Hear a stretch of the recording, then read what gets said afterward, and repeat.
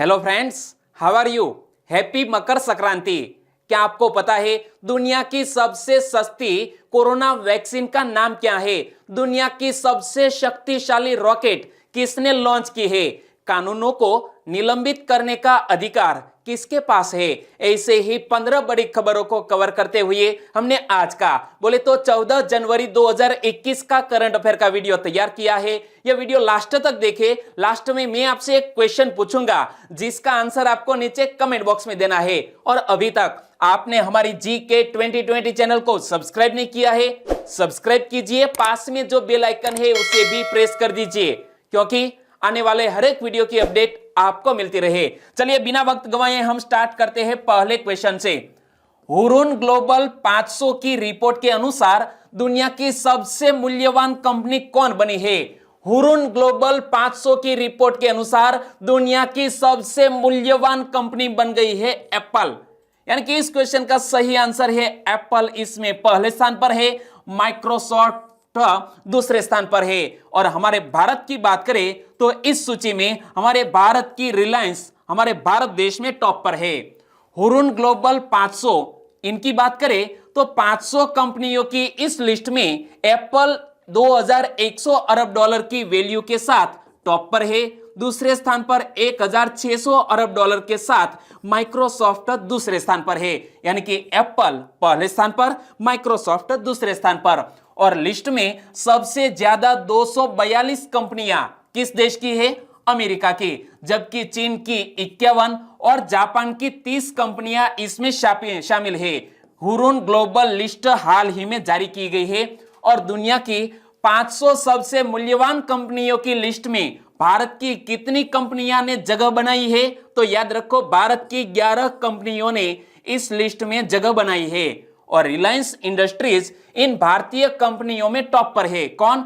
Reliance industries हमारे भारतीय कंपनियों में टॉप पर। और ग्लोबल लिस्ट में रिलायंस इंडस्ट्रीज 54वें स्थान पर है। और कंट्री वाइज चार्ट में भारत का कौन सा स्थान है? तो भारत का 10वां स्थान है। कौन सा? 10वां। तो दोस्तों, इसी तरह हर क्वेश्चन से जुड़े इंपॉर्टेंट फैक्ट में आपके सामने रखता हो। हमारा यह तरीका आपको अच्छा लगता है, लाइक करना मत भूलिएगा। दूसरा क्वेश्चन है आपकी स्क्रीन पर।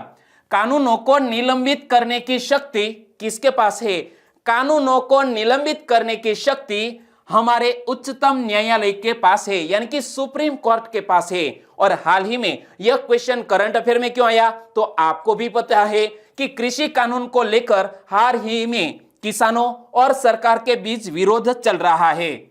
उच्चतम न्यायालय ने 3 नए कृषि कानूनों के अमल पर अगले आदेश तक रोक लगा दी है, क्योंकि कानूनों को निलंबित करने का अधिकार हमारी सुप्रीम कोर्ट के पास है।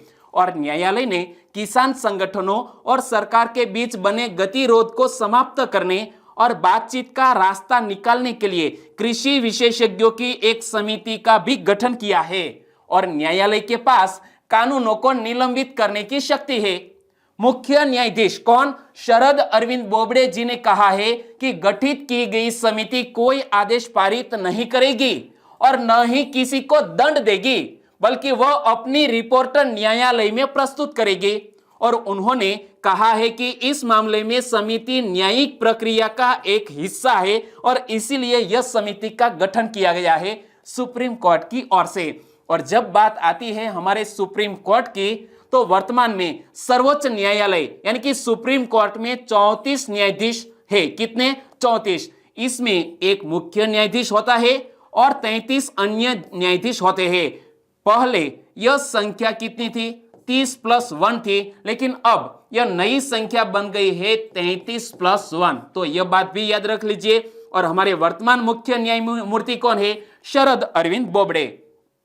और संविधान में भी हमारे यह उच्च न्यायालय का, सुप्रीम कोर्ट का, उच्च न्यायालय तो नहीं कह सकते, लेकिन उच्चतम न्यायालय का दोस्तों जिक्र किया गया है हमारे कॉन्स्टिट्यूशन में। संविधान के भाग 5 में अनुच्छेद 124 से 147 तक सर्वोच्च न्यायालय के संगठन, स्वतंत्रता, अधिकार क्षेत्र, शक्तियां एवं प्रक्रियाओं से संबंधित है। तो यह भी हमें याद रख लेना चाहिए कि हमारे कॉन्स्टिट्यूशन में आखिरकार सुप्रीम कोर्ट का जिक्र कहां पर किया गया है। और वर्ष 1947 में भारत को स्वतंत्रता मिलने के बाद 26 जनवरी 1950 को भारत का संविधान लागू हुआ। साथ ही भारत का सर्वोच्च न्यायालय भी अस्तित्व में आया एवं इसकी पहली बैठक 28 जनवरी 1950 को हुई थी। यानी कि हमारी सुप्रीम कोर्ट का स्थापना दिवस मनाया जाता है 28 जनवरी को। तीसरा क्वेश्चन, सीआईएसएफ के नए प्रमुख के रूप में पदभार किसने संभाला है? सीआईएसएफ के नए प्रमुख के रूप में पदभार संभाल लिया है सुबोध कुमार जायसवाल ने। यानी कि इस क्वेश्चन का सही आंसर है सुबोध कुमार जायसवाल। और इमेज में देख सकते हैं यह है एस के जायसवाल, यानी कि सुबोध कुमार जायसवाल, और वो बन गए हैं हमारे सीआईएसएफ के नए प्रमुख। 1985 बैच के भारतीय पुलिस सेवा यानी कि आईपीएस अधिकारी सुबोध कुमार जायसवाल ने केंद्रीय औद्योगिकी सुरक्षा बल, शॉर्ट में कहे तो सीआईएसएफ के 28वें प्रमुख के रूप में कार्यभार संभाला है और वे महाराष्ट्र के पूर्व पुलिस महानिदेशक भी रह चुके हैं। और जब बात करते हैं सीआईएसएफ की तो इसका पूरा नाम क्या होता है? The central industrial security force, जिसकी स्थापना हुई 10 मार्च 1969 को। और सीआईएसएफ का हेडक्वार्टर नई दिल्ली में स्थित है। सीआईएसएफ के हाल ही के प्रमुख बोले तो महानिदेशक कौन बन गए हैं? सुबोध कुमार जायसवाल। और सीआईएसएफ का मुख्य कार्य क्या है? सरकारी कारखानों एवं अन्य सरकारी उपक्रमों को सुरक्षा प्रदान करना है। और यह हमारे केंद्रीय गृह मंत्रालय के अधीन आता है, यानी कि हमारे दोस्तों गृह मंत्रालय के अधीन यह सीआईएसएफ कार्य करता है। चौथा क्वेश्चन, निम्न में से कौन सी कोरोना वैक्सीन सबसे सस्ती है? दोस्तों यहां कोविड-19 की वैक्सीन जो विकसित की गई है विभिन्न देशों के द्वारा उनकी लिस्ट है, लेकिन कौन सी कोरोना वैक्सीन सबसे सस्ती है? तो हमारे भारत देश की कोविशील्ड वैक्सीन सबसे सस्ती है, जिसकी कीमत है दोस्तों महज 200 रुपये। और साइनोफार्मा, मॉडर्ना और फाइजर की बात करें तो यहां मैंने लिखा है वैक्सीन का नाम और प्रति डोज का दाम कितने रुपए है इंडियन नेशनल रुपीज में मैंने यहां आपको दिया है। सबसे पहले बात करते हैं फाइजर वैक्सीन के। फाइजर वैक्सीन 1400 रुपये से अधिक हमारे इंडियन रुपीज में प्रति डोज मिलती है। मॉडर्ना की बात करें तो 2300 रुपये से लेकर 2700 रुपये प्रति डोज। साइनोफार्मा जो चाइना की वैक्सीन है वो हमारे भारत देश में 5650 रुपये प्रति डोज मिलती है, लेकिन हमारे भारत देश में विकसित यह कोविशील्ड वैक्सीन है वो दोस्तों 200 रुपये प्रति डोज मिलती है। यानी कि इस क्वेश्चन का सही आंसर था कोविशील्ड। और भारत सरकार ने इसीलिए सीरम इंस्टीट्यूट ऑफ इंडिया से कोविशील्ड टीके की 1,10,00,000 खुराक 200 रुपये प्रति खुराक की दर से खरीदने का समझौता किया है। यानी कि बहुत ही अच्छा कदम उठाया गया है हमारी भारत देश की सरकार के द्वारा। पांचवा क्वेश्चन, गणतंत्र दिवस के अवसर पर लघु फिल्मों की ऑनलाइन प्रतियोगिता का आयोजन और प्रसारण कौन करेगा? हमारे रिपब्लिक डे के अवसर पर लघु फिल्मों की ऑनलाइन प्रतियोगिता का आयोजन किया जा रहा है और आयोजन और प्रसारण करेगा सूचना और प्रसारण मंत्रालय। यानी कि इस क्वेश्चन का सही आंसर है सूचना और प्रसारण मंत्रालय। इस वर्ष के गणतंत्र दिवस के अवसर पर देशभक्ति का माहौल बनाने के लिए सूचना और प्रसारण मंत्रालय राष्ट्रीय फिल्म विकास निगम यानी कि एनएफडीसी के सहयोग से माई गो ओपन फोरम पर लघु फिल्मों की ऑनलाइन प्रतियोगिता का आयोजन और प्रसारण कर रहा है। और इसका विषय यानी कि थीम क्या रखी गई है?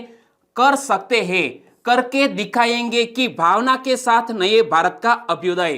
तो इसी थीम के साथ यह महत्वपूर्ण कार्यक्रम आयोजित किया जाएगा। थीम क्या रखी गई है? कर सकते हैं, करके दिखाएंगे कि भावना के साथ एक नए भारत का अभ्युदय। छठा क्वेश्चन, हाल ही में सुर्खियों में रही नुब्रा घाटी किस जिले में स्थित है? सुर्खियों में रही यह नुब्रा घाटी लेह जिले में स्थित है। यानी कि इस क्वेश्चन का सही आंसर है लेह। लेकिन यह नुब्रा घाटी सुर्खियों में क्यों रही? क्योंकि लेह की नुब्रा घाटी में पहली बार बर्फों पर चढ़ने का आयोजन यानी कि आइस क्लाइंबिंग उत्सव मनाया गया। कहां पर? यहां पर नुब्रा घाटी में पहली बार आइस क्लाइंबिंग उत्सव मनाया जा रहा है और नुब्रा एडवेंचर क्लब ने इस कार्यक्रम को आयोजित किया और स्थानीय साहसिक लोगों ने साहसिक पर्यटन को आकर्षित करने के लिए नुब्रा घाटी में बर्फ पर चढ़ने वाली अनेक स्थानों की खोज भी की है। यानी कि हमें याद रखना है कि नुब्रा घाटी लेह में स्थित है।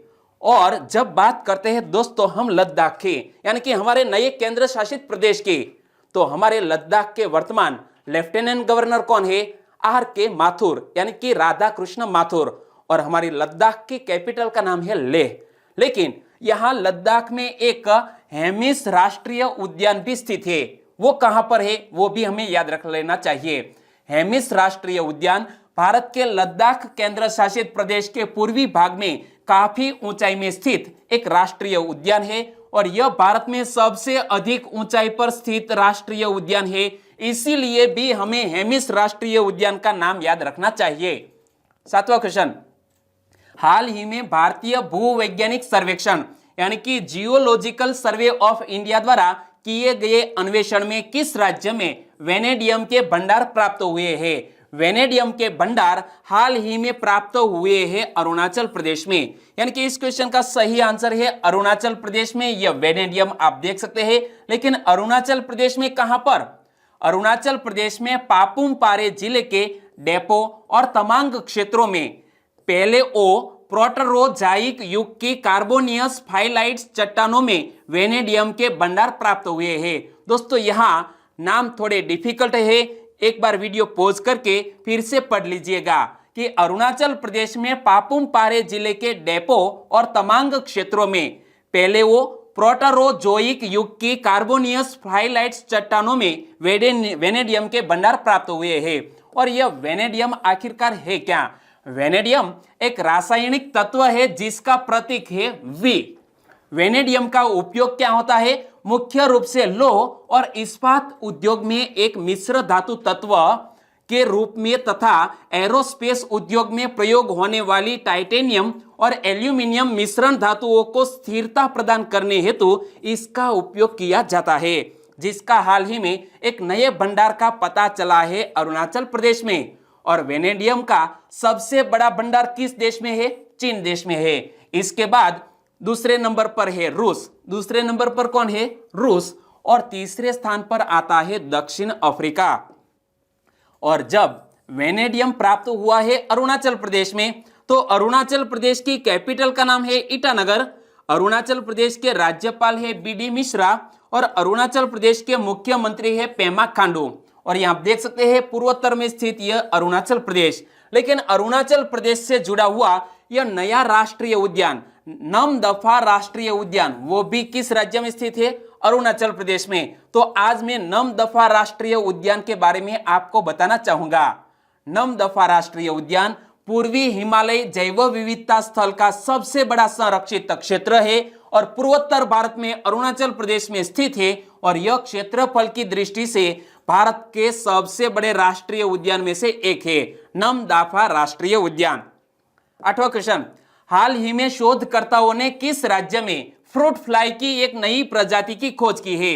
हाल ही में शोधकर्ताओं ने दोस्तों फ्रूट फ्लाई की एक नई प्रजाति की खोज तमिलनाडु राज्य में की है।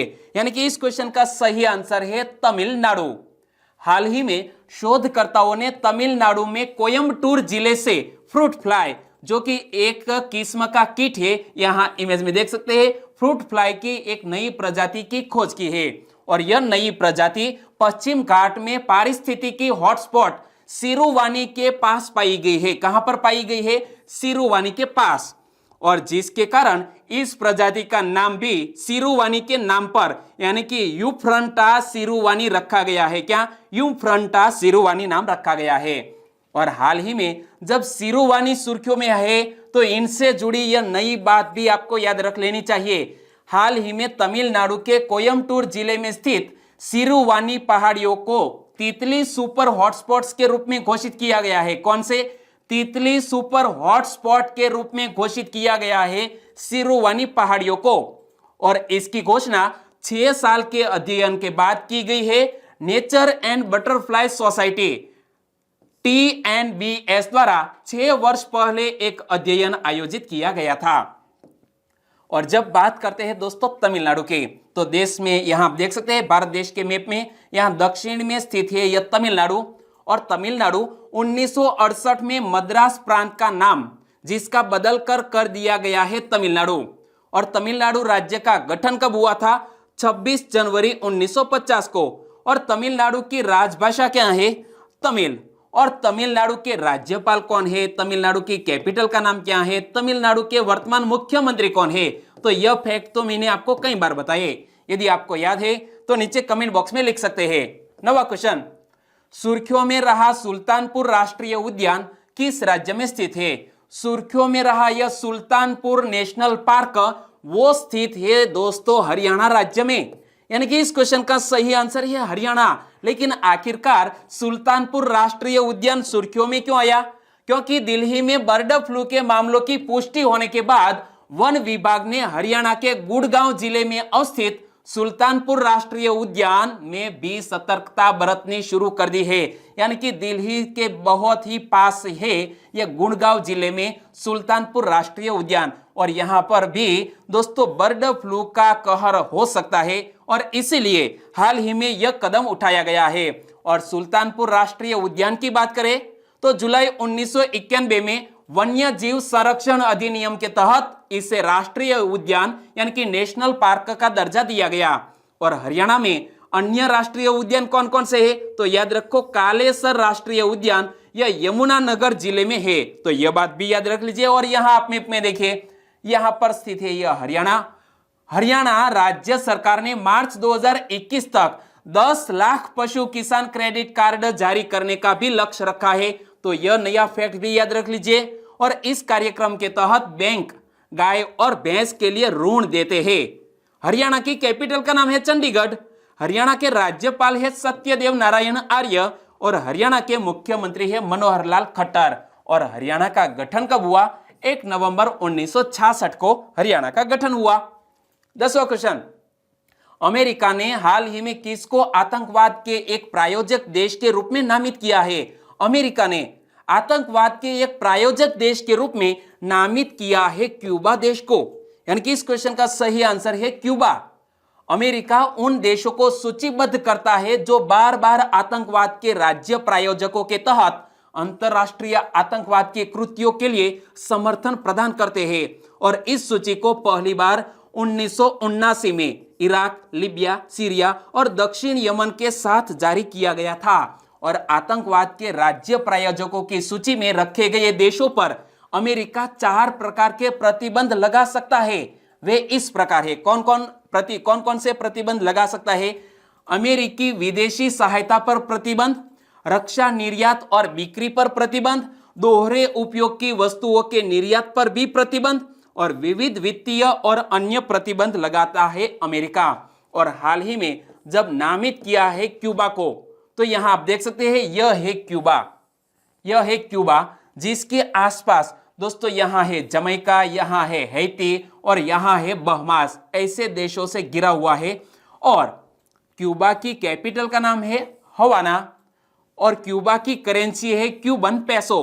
और 28 अक्टूबर 1492 को क्रिस्टोफर कोलंबस ने क्यूबा की धरती पर कदम रखा और विश्व को एक नए देश से परिचित करवाया था। किसने? क्रिस्टोफर कोलंबस ने।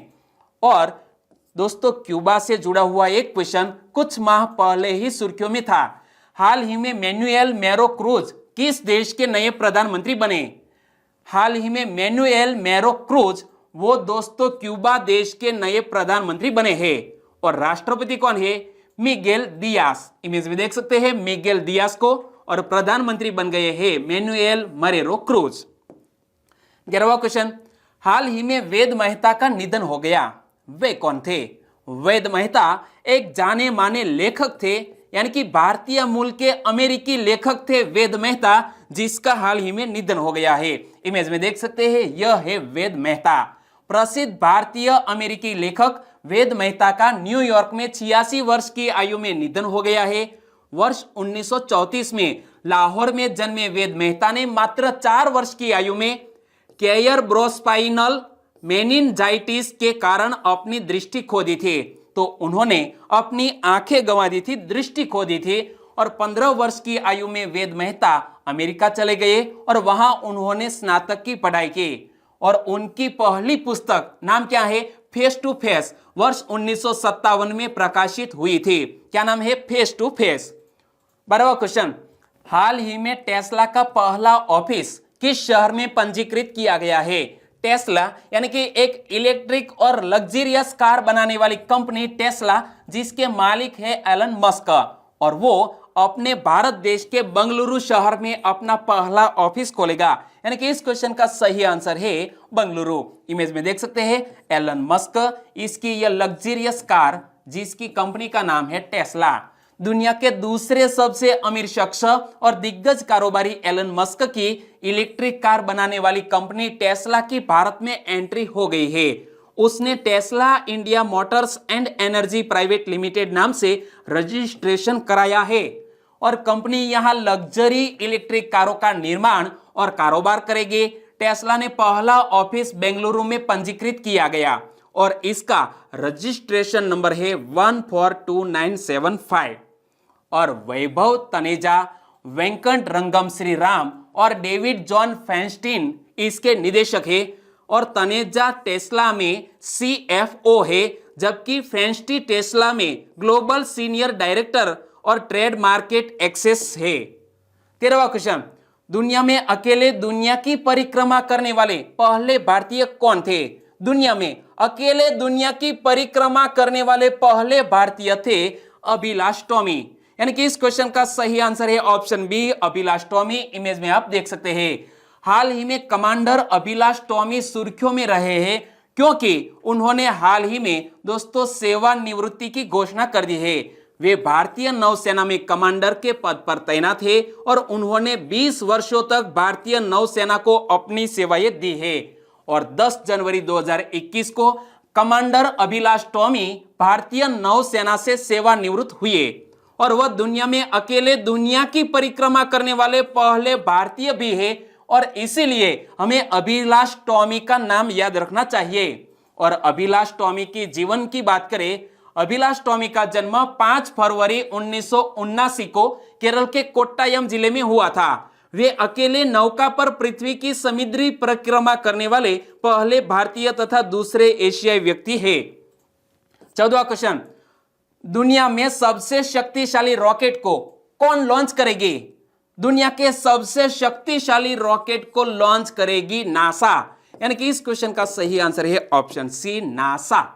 नासा 17 जनवरी 2021 को दुनिया में सबसे शक्तिशाली रॉकेट लॉन्च करेगी और नासा ने इसे क्या नाम दिया है? स्पेस लॉन्च सिस्टम नाम दिया है। स्पेस लॉन्च सिस्टम नाम दिया है। और स्पेस लॉन्च सिस्टम की मुख्य विशेषताएं कौन कौन सी है? स्पेस लॉन्च सिस्टम पहली महिला और पुरुष अंतरिक्ष यात्री को चंद्रमा तक ले जाएगी। यह 98 मीटर लंबा है और 1960 के दशक में अंतरिक्ष यात्रियों को चंद्रमा पर ले जाने वाले सैटर्न V की लंबाई 110 मीटर थी और इसमें 27 टन से अधिक भार उठाने की भी क्षमता है और इसमें 4 RS-25 इंजन लगे हैं। और हाल ही में किस अंतरिक्ष एजेंसी ने जीवन की संभावना वाले पृथ्वी के आकार के ग्रह की खोज की है? तो यह क्वेश्चन भी करंट अफेयर में था नासा को लेकर। इसका सही आंसर बनता है नासा। नासा का मुख्यालय कहां पर स्थित है? अमेरिका के वाशिंगटन डीसी में। नासा की स्थापना कब हुई? 29 जुलाई 1958 को। और नासा के वर्तमान प्रमुख कौन है? जिम ब्रेडेस्टाइन। और नासा का पूरा नाम क्या होता है? The national aeronautics and space administration, NASA का पूरा नाम। 15वां क्वेश्चन, इसरो देश भर में कितने अटल टिकरिंग लैब्स को एडॉप्ट करेगा? हमारी इसरो अंतरिक्ष एजेंसी तकरीबन हमारे भारत देश के 100 अटल टिकरिंग लैब्स को एडॉप्ट करेगा। यानी कि इस क्वेश्चन का सही आंसर है 100। 100 अटल टिकरिंग लैब्स को अपनाकर इसरो अत्याधुनिक तकनीकों में छात्रों को मेंटरिंग और कोचिंग की सुविधा प्रदान करेगा और इसमें अंतरिक्ष से जुड़ी तकनीकें भी शामिल है। और भारत में अटल टिकरिंग लैब्स की बात करें तो भारत में 7000 से अधिक अटल टिकरिंग लैब्स है और यह 3 मिलियन से अधिक छात्रों को समस्या हल करने और नवाचार करने में मदद करता है। और अटल टिकरिंग लैब्स की स्थापना नीति आयोग द्वारा की जाती है। अटल टिंकरिंग लैब्स की स्थापना अटल इनोवेशन मिशन कार्यक्रम के तहत की गई है। और जब दोस्तों एडॉप्ट कर रहा है इसरो, तो इसरो का पूरा नाम क्या होता है? The Indian space research organisation. ISRO के वर्तमान अध्यक्ष कौन है? के सिवान। इसरो की स्थापना कब हुई? 15 अगस्त 1969 को इसरो की स्थापना हमारे विक्रम अम्बालाल साराभाई ने की। और इसरो का हेडक्वार्टर कर्नाटक के बेंगलुरु में स्थित है। स्थापक कौन? विक्रम अम्बालाल साराभाई। और इसरो का आदर्श वाक्य क्या है? मानव जाति की सेवा में अंतरिक्ष प्रौद्योगिकी, इसका आदर्श वाक्य है। और अब बात करते हैं लास्ट वीडियो के क्वेश्चन के। लास्ट वीडियो में मैंने आपसे क्वेश्चन पूछा था, स्पेस हीटिंग डिवाइस हिमतपक किसने विकसित किया है? इमेज में देख सकते हैं, यह है स्पेस हीटिंग डिवाइस जिसका नाम है हिमतपक, विकसित किया है डीआरडीओ ने। यानी कि इस क्वेश्चन का सही आंसर था डीआरडीओ। लगभग सभी दोस्तों ने इस क्वेश्चन का सही आंसर दिया है। इनमें से कुछ सब्सक्राइबर फ्रेंड के नाम लेना चाहूंगा। उनमें से है मानसी प्रजापति, उन्होंने डीआरडीओ का पूरा नाम भी बताया, defence research and development organisation. Satish Rojasara, उन्होंने डीआरडीओ के बारे में डिटेल में बताया। Thank you. विनय चौहान, आशा सुथार, सावन राठौड़, इन सभी दोस्तों ने इस क्वेश्चन का सही आंसर दिया। अनिल मेहता, सुमित चौधरी और अंकुर जोशी, आप सभी को सही आंसर देने के लिए बहुत बहुत धन्यवाद। और आज की वीडियो का क्वेश्चन ए रहा स्क्रीन पर। निम्न में से किस राज्य की सरकार द्वारा प्रतिवर्ष करुणा अभियान चलाया जाता है? किस राज्य की सरकार के द्वारा प्रतिवर्ष करुणा अभियान चलाया जाता है? और किस महत्वपूर्ण दिवस के अवसर पर यह करुणा अभियान चलाया जाता है? यदि आपको आंसर पता है तो नीचे कमेंट बॉक्स में आंसर देना मत भूलिएगा। और वीडियो वाकई में अच्छा लगा है, हेल्पफुल लगा है, तो इस वीडियो को लाइक कीजिए और आपके दोस्तों को फेसबुक, व्हाट्सएप या टेलीग्राम के जरिए इस वीडियो के लिंक शेयर करना मत भूलिएगा। लगभग 4.5-5 घंटों की कड़ी मेहनत के बाद यह वीडियो बनकर तैयार होता है, तो उनके बदले में आपसे एक छोटी सी उम्मीद रखता हूं। और यह उम्मीद क्या है? इस वीडियो की लिंक आपके दोस्तों को शेयर कीजिए, क्योंकि शेयर करने से सब्सक्राइबर बढ़ते हैं, व्यू बढ़ते हैं और हमारा हौसला भी बढ़ता है। बस छोटी सी उम्मीद के साथ वीडियो खत्म करते हैं, फिर मिलेंगे नए करंट अफेयर वीडियो के साथ। तब तक के लिए टेक केयर एंड जय हिंद।